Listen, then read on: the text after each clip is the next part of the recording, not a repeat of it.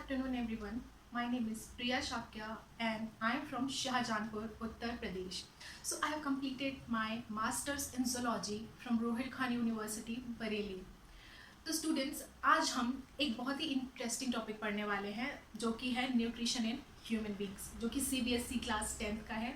तो न्यूट्रिशन क्या है, जिसमें क्या होता है, ऑर्गेनिजम्स अपना खाना लेते हैं और उससे एनर्जी और ग्रोथ के लिए यूज़ करते हैं। ठीक है, न्यूट्रिशन की एक डेफिनेशन की बात करें, so we can say nutrition is the process of obtaining food and then using it for obtaining energy, growth and repair of the body is called nutrition. तो ये हमारी डेफिनेशन हो गई। ह्यूमंस में न्यूट्रिशन जो है वो काफ़ी कॉम्प्लेक्स प्रोसेस होता है। ठीक है, क्यों होता है कॉम्प्लेक्स प्रोसेस? क्योंकि ह्यूमन बींग्स जो होते हैं वो मल्टी सेलुलर ऑर्गेनिजम्स हैं।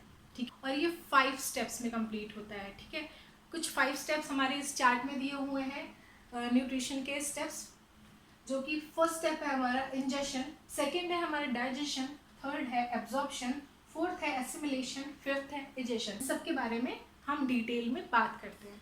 तो पहला है हमारा इंजेशन। इंजेशन क्या है? फूड को माउथ में लेना इज इंजेशन।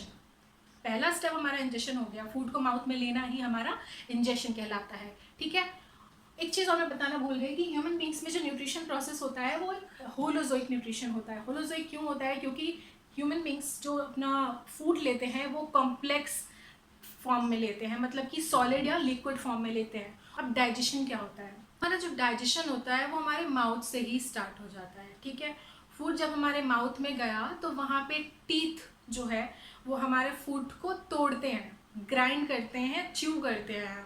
और माउथ में प्रेजेंट जो सलाइवा है, ठीक है, सलाइवा का क्या काम है हमारा? सलाइवा जो है वो हमारे स्टार्च को शुगर में कन्वर्ट कर देता है। ठीक है, फिर जब फूड हमारा वैसे फिगर से होते हुए स्टमक में जाता है।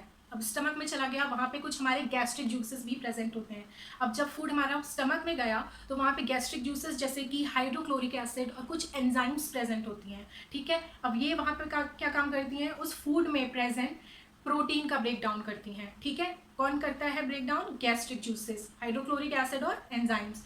जब स्टमक में प्रोटीन का डाइजेशन हो गया, फिर जो पार्शियली डाइजेस्टेड फूड बचा हुआ होता है वो हमारा स्मॉल इंटेस्टाइन में चला जाता है। ठीक है, स्मॉल इंटेस्टाइन में जाने के बाद वहाँ पे क्या होता है? स्मॉल इंटेस्टाइन में भी हमारे बाइल जूसेस और पेनक्रियाटिक जूसेस प्रेजेंट रहते हैं। ठीक है, वहाँ पे क्या होता है? ये बाइल जूसेस और पेनक्रियाटिक जूसेस जो होते हैं हमारे फैट्स और कार्बोहाइड्रेट्स का ब्रेक डाउन करते हैं। ठीक है, स्टमक में हमारे गैस्ट्रिक जूसेस ने ब्रेक डाउन किया प्रोटीन का, स्मॉल इंटेस्टाइन में आने के बाद हमारे बाइल्स और पेनक्रियाटिक जूसेस ने फैट्स और कार्बोहाइड्रेट्स का ब्रेक डाउन किया। ये बात हमेशा याद रखना।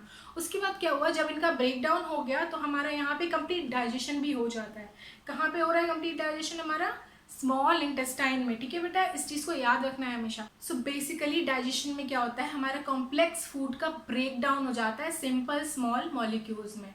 ठीक है, इंजेशन हो गया, डाइजेशन हो गया, उसके बाद हमारा थर्ड स्टेप क्या है?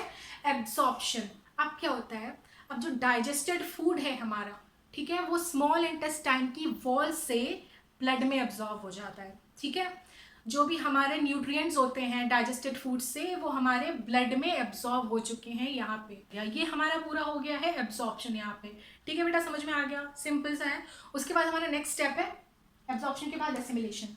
एसिमिलेशन में क्या होता है? अब हमारे ब्लड ने न्यूट्रिएंट्स तो एब्जॉर्ब कर लिए, अब हमें एनर्जी कैसे मिलेगी, हमारी ग्रोथ कैसे होगी, बॉडी की सेल्स कैसे ग्रो करेंगी, रिपेयर होंगी। ठीक है, अब एसिमिलेशन में क्या होता है? ये जो सारे न्यूट्रिएंट्स हमारे ब्लड में हैं वो क्या काम करते हैं? ब्लड जो है वो न्यूट्रिएंट्स को सेल्स तक ले जाने का काम करता है। ठीक है, जिससे हमें एनर्जी मिलती है और सेल की ग्रोथ होती है, ओवरऑल बॉडी की ग्रोथ कह सकते हैं हम। ठीक है, इतना होता है हमारा एसिमिलेशन प्रोसेस में। उसके बाद हमारा लास्ट स्टेप है न्यूट्रिशन का, इजेशन। सारे न्यूट्रिएंट्स अब्जॉर्ब हो गए, ठीक है, सारा प्रोटीन सबका ब्रेक डाउन हो गया।